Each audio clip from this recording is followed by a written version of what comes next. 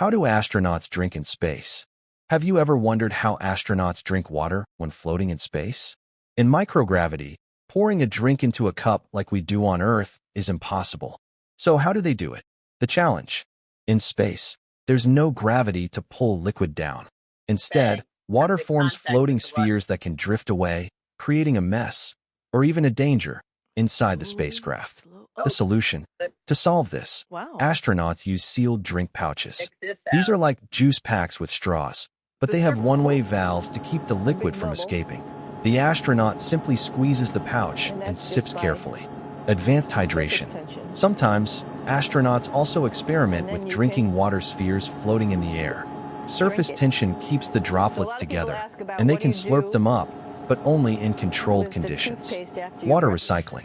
Most of the water on the International Space Station is recycled, from humidity, sweat, and even urine, through a high-tech purification system, making it safe and clean to drink. So, while drinking in space may look strange, astronauts have mastered it. Thanks to science, engineering, and a little creativity.